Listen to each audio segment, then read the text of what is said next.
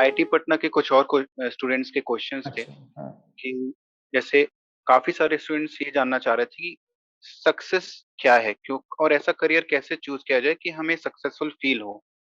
For example, अगर हम उदाहरण के तौर पे देखें कि किसी की अगर इच्छा पेंटर बनने में है, तो वो उस करियर में जाए या वो ऐसा करियर चूज करे जिससे वो और ज्यादा अच्छे ओहदे और अच्छी पोजीशन प्राप्त कर सके। तो सक्सेस क्या होगा फिर? पेंटर बनकर अच्छा ओहदा प्राप्त करो, ये कैसा रहेगा? लेकिन उसके क्योंकि चांसेस बहुत कम हैं। तो बढ़ा लो, चांसेस कम हैं, जीरो तो नहीं है ना।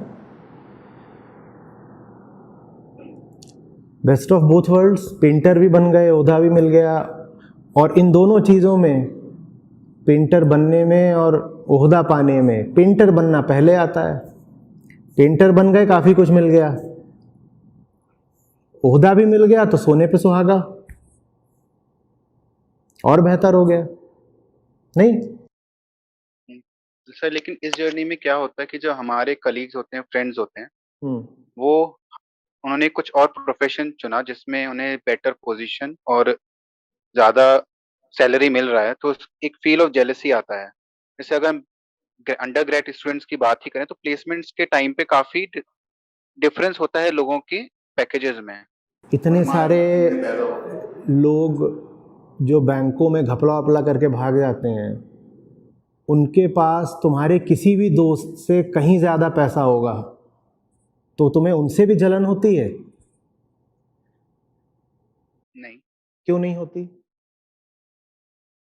क्योंकि वो एक गलत तरीके से कमाया हुआ धन है और उसमें गलत की परिभाषा क्या है? अभी यही समस्या है ना, तुम देख नहीं पा रहे कि तुम्हारे दोस्त जिन राहों पे चल रहे हैं वो भी गलत राहें हैं। जैसे गलत रास्ते पे कोई 5,000 करोड़ कमा ले तो तुम्हें उससे जलन नहीं होती ना, वैसे ही कोई अपनी ज़िंदगी बेच करके 10-20 करोड़ कमा ले, इतना ही कमा पाता है आम आदमी। आईआईटीएन हो, कोई भी हो, वो बाहर निकलेगा ज़िंदगी में 10-20-30 करोड़ कमा लेगा, अधिक से अधिक, बहुत सफल हो गया तो। नौकरी वगैरह करके इतना ही कमाया जाता है, इससे ज़्यादा नहीं। तो उससे जलन क्यों होती है? वो भी तो फालतू का काम करके ही कमाया हुआ है। तुम पेंटर इसीलिए नहीं बन पा रहे क्योंकि तुम्हें दिखाई नहीं दे रहा कि अगर तुम्हें पेंटिंग पसंद है तो बाकी सारे काम फालतू के ही हो गए, और उन पे चलकर अगर तुमने पैसा कमा भी लिया तो वो पैसा वैसा ही है जैसा कोई बैंक में धांधली करके कमा ले।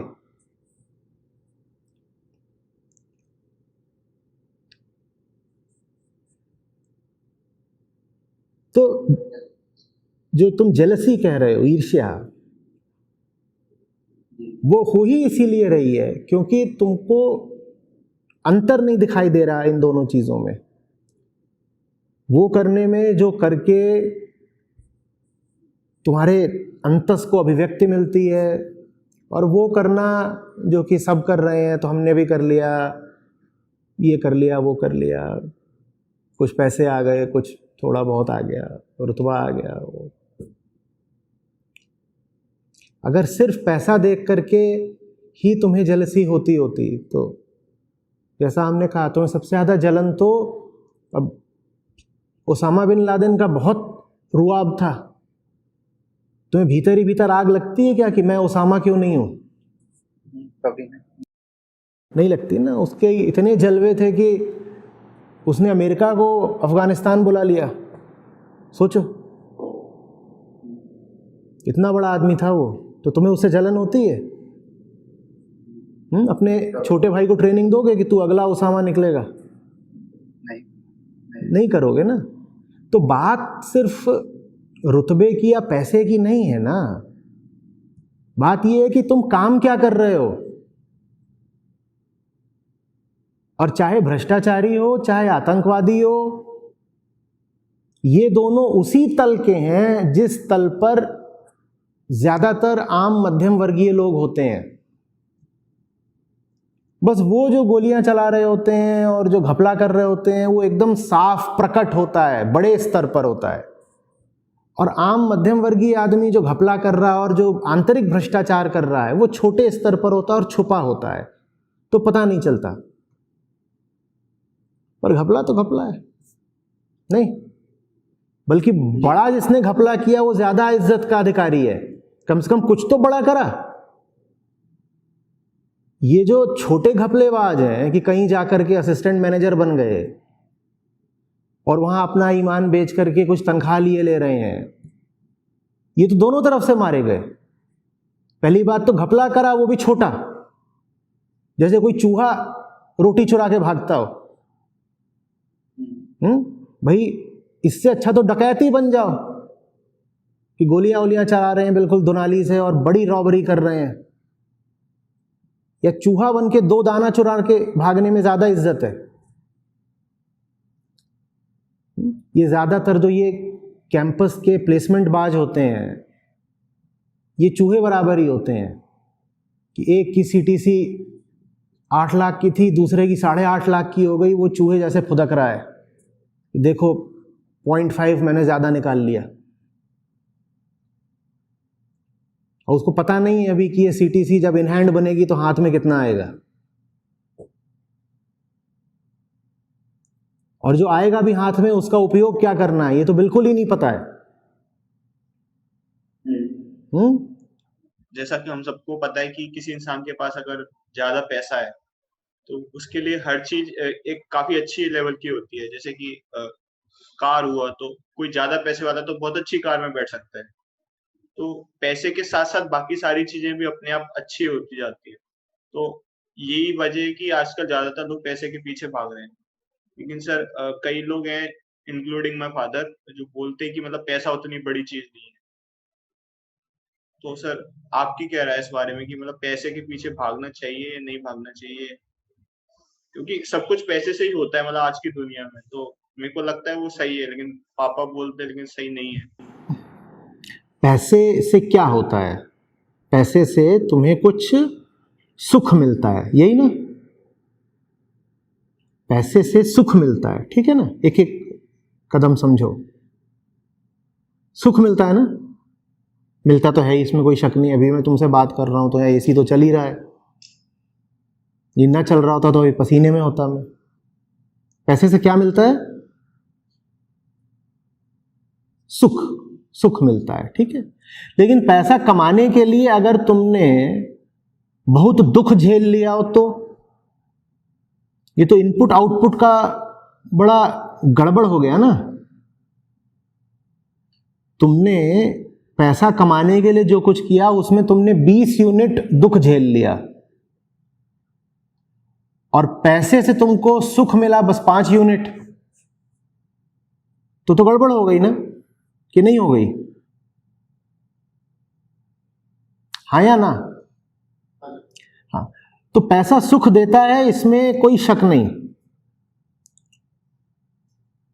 लेकिन पैसा कमाने के लिए ऐसा तो कुछ मत करो ना जो तुम्हें भीतर से, गहराई से एकदम खाली कर देता हो, रोगी बना देता हो, भीतर से तुम्हें चाट जाए, खोखला कर दे। वो बहुत बड़ा दुख हुआ कि नहीं हुआ? हाँ, बस जो सुख मिलता है वो खुला होता है, प्रकट। तो वो हमें दिख जाता है कि एसी ने ठंडी हवा दी, और पैसे से एक इतना बड़ा एसी खरीद के दीवार पे लगाया गया। ये जो सुख है ये एक प्रकट है, ओपन प्लेजर है ना? तो ये तो दिख जाता है कि पैसे से सुख क्या मिला। लेकिन उस पैसे को कमाने के लिए जो आंतरिक दुख है, इंटरनल लॉस, वो कितना बड़ा है ये दिखाई नहीं देता, आंखों से नहीं दिखाई देता ना, तो इसलिए हमें धोखा हो जाता है। तो मैं बस ये कह रहा हूं कि ये जो इक्वेशन है इसको पॉजिटिव रखो। क्या? कि काम करने में जो तुम्हें दुख झेलना पड़ रहा है और काम से तुम्हें जो सुख मिल रहा है, उन दोनों को जब जोड़ो तो नतीजा कुछ पॉजिटिव आना चाहिए, नहीं तो गड़बड़ हो जाएगी। कि मकान बनवाने के लिए जो दुख झेला वो था 100 यूनिट का, और मकान में रह करके जो सुख मिला वो था बस 10 यूनिट का, तो ये सौदा फायदे का हुआ क्या? नहीं हुआ। नहीं हुआ ना। तो बस ये पूछ लिया करो अपने आप से कि पैसा मिलेगा अच्छी बात है, लेकिन उस पैसे को पाने के लिए मुझे झेलना क्या पड़ेगा? सर इसमें एक ग्लिच ये है कि हमें दुख अभी झेलना पड़ेगा लेकिन सुख बाद में मिलेगा। तो दुख ऑलरेडी हम झेल चुके हैं उस सुख के लिए। नहीं, उल्टा होता है, उल्टा होता है बेटा, उल्टा होता है। आज जो तुम दुख झेलते हो वो बस आज का नहीं रह जाता है, क्योंकि वो आज तुमको खराब कर देता है भीतर से, तो तुम आगे के लिए भी खराब हो गए।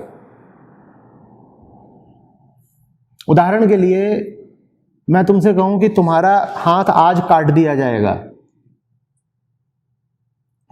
लेकिन तुमको मैं एक आर्टिफिशियल आर्म लगवा दूंगा आज से 5 साल बाद। तो अभी से अगले 5 साल का समय तुमने कैसा बिताया? क्या सिर्फ आज तुमको नुकसान हुआ? तुम कहोगे आज मेरी बांह काटी गई थी तो बस आज नुकसान हुआ, या लगातार अगले 5 साल तक नुकसान हुआ है?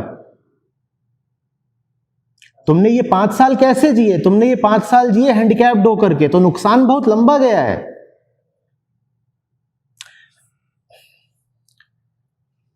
आज कोई तुमसे 100 रुपए ले लेता है और कहता है 5 साल बाद लौटाऊंगा, तो क्या तुम उससे सिर्फ 100 रुपए वापस मांगते हो? इंटरेस्ट लगा के मांगते हैं। हाँ, तो दुख पे इंटरेस्ट भी तो लग रहा है ना। अगर दुख आज है तो उस पे इंटरेस्ट भी तो लगेगा ना। आज जो तुमने दुख झेल लिया वो आज का नुकसान है, और उसने तुम्हें आगे वाले काफी समय के लिए बेबस कर दिया। और नहीं भी किया, तुम इंटरेस्ट हटा भी दो, तो आज कोई तुमसे 100 रुपए ले ले और 5 साल बाद 10 रुपए लौटाए, ये कहां की समझदारी है? सर इसी में लेकिन ये होता है ना कि अभी हमें दुख झेलना ही पड़ता है कुछ अच्छा पाने के लिए। जैसे आपने भी यूपी सिविल सर्विसेज में रहे थे, तो आपने भी काफी मेहनत करी होगी, काफी सेक्रीफाइसेस किए होंगे उस लेवल तक आने के लिए। अरे तो बाबा, जिस भी चीज के लिए दुख झेलते हो उसमें ये सोच के झेलते हो ना कि सुख दुख से बड़ा मिलेगा। हाँ सर, सोच के, वही मैं बोल रहा हूँ, अपन सोचते हैं, लेकिन आपने बताया कि वो ऑनलाइन के बाद पता चला कितना यूनिट्स हो। अगर पहले ही पता चल जाए तो? सर ये कैसे पॉसिबल है? तुम्हें ये कैसे पता चला कि बहुत सारा सुख मिलेगा कुछ बनने के बाद? किसी ने बता दिया? हाँ सर, लोग से ही सुनते हैं हम। लोग से सुनते हो? तो लोग ही, अच्छे लोग, बेहतर लोग, जानकार लोग, जिन्होंने जिंदगी को समझा है, अगर वो तुम्हें आकर के बताएं कि बेटा जो सुख मिलता है वो कमी है, मिलता तो है सुख पर थोड़ा ही मिलता है, और जो तुमने दुख झेला है वो बहुत बड़ा है, तो उनकी बात क्यों नहीं सुनना चाहते तुम?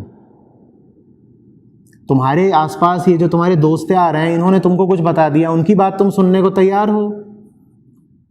हाँ, लेकिन लेखक, दार्शनिक, विचारक, ऋषि, ये लोग जो तुम्हें बातें बता गए हैं वो तुम सुनने को तैयार नहीं हो। इसकी क्या वजह है?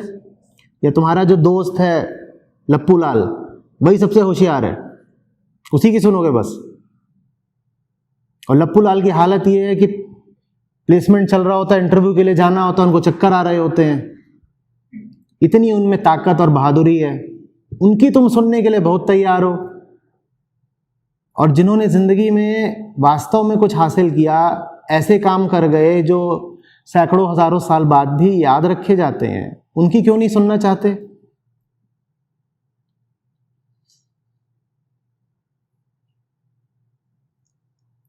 आखिरी बात फिर से समझा रहा हूं, पैसा नहीं बुरा है, पैसे से सुख मिलता है, ठीक, पर पैसा कमाने के लिए ज्यादातर लोग जो करते हैं वो बहुत बड़ा दुख होता है। पहले उस दुख से बचो, क्योंकि वो दुख पहले आता है। दुख में, दुख को स्वीकृति देते वक्त, दुख का चयन करते वक्त ये निश्चित रखो कि जिस चीज की खातिर मैं ये दुख उठा रहा हूं वो चीज इस दुख से बड़ी है। फालतू का दुख हमें नहीं चाहिए। दुख हम झेल लेंगे, खूब बड़ा दुख भी झेल लेंगे, लेकिन पहले हम ये निश्चित करना चाहते हैं कि जिस चीज के लिए हमें दुख उठा रहे हैं वो चीज हमें फिर दुख से मुक्ति दे देगी। ऐसा दुख चुनने से क्या फायदा जिसके बाद सुख बहुत कम मिलेगा। और बुरी बात भी हो सकती है कि तुमने जो दुख चुना वो आगे और ज्यादा दुख दे दे, अब क्या करोगे बेटा? कि आज भी दुख उठाया और जिस चीज के लिए दुख उठाया उसने आगे और दुख दे दिया, तब क्या करोगे? ये तो और भी बुरी हालत हो गई ना। एक हालत तो ये थी कि आज 100 यूनिट का दुख है और आगे सिर्फ 10 यूनिट का सुख है, हमने कहा वो बुरी स्थिति थी। और उससे बुरी स्थिति ये है कि आज 100 यूनिट का दुख है और उसके बाद हर साल 20 यूनिट का दुख और मिलेगा। और उससे भी बुरी स्थिति ये है कि आज 100 यूनिट का दुख है, उसके बाद इस दुख को उठाने के कारण अगले साल 20 यूनिट का दुख मिलेगा, उसके अगले साल 40, फिर 60, फिर 80, फिर 100, फिर 200, फिर 500। जैसे जैसे समय बढ़ता जाएगा दुख भी ऐसे बढ़ता जाएगा। अब क्या करोगे?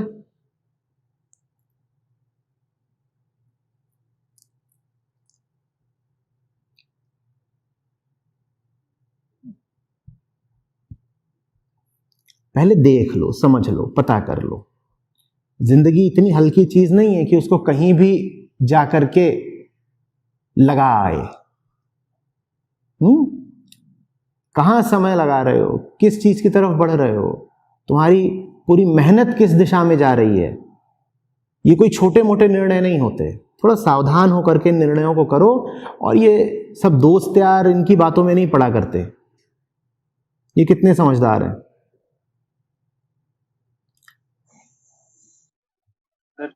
लेकिन जब हम अपना कुछ भी पाथ चूज करते हैं जिसमें हमें लग रहा है कि सुख भी है और हमें काम करने की इच्छा भी है, सब कुछ है, लेकिन वो दूसरों से इन्फ्लुएंस नहीं है, ये कैसे पता लगेगा कि ये मेरा ही डिसीजन है? इसका कैसे जानकार हो? क्योंकि हम ज़्यादातर जिस समाज में रहते हैं हम उन्हीं से सीखते हैं, तो हमें लगता है कि ये जो डिसीजन है वो हमारे सही हैं। तुम्हें जो बात बताई गई है उसके बिल्कुल विपरीत बात कहने वाले जो लोग हैं उनके पास बैठ जाओ थोड़ा, और फिर तुम्हें दिखाई दे अगर कि अब तुमको ये दूसरे लोगों की बात ज़्यादा ठीक लगने लगी, तो तुम समझ लो कि तुम ना इधर के हो ना उधर के हो। तुम्हें जो जिधर ले जाए तुम उधर के हो। संयोग की बात थी कि तुम्हें लोग मिल गए थे जो कह रहे थे कि बाएं चलो। उन्होंने तुम्हें खूब बता दिया बाएं चलो, तो तुम्हें लगने लग गया कि बाएं चलना अच्छी बात है। जब लगे बाएं चलना अच्छी बात है तो थोड़ी देर के लिए उनके पास जाके बैठ जाओ जो कहते हैं दाएं चलो। और अगर ऐसा होता है कि अब दाएं चलने वालों की बात तुम्हें ज्यादा अच्छी लगने लगती है तो फिर अभी रुक जाओ, अभी ना दाएं जाओ ना बाएं जाओ, अभी थोड़ा सा ध्यान से जिंदगी को समझो। ध्यान वो चीज है जिससे अपनी दृष्टि विकसित होती है। नहीं तो फिर तो तुम जो जिधर को ले जा रहा होगा उसी के साथ उधर को ही चल दोगे।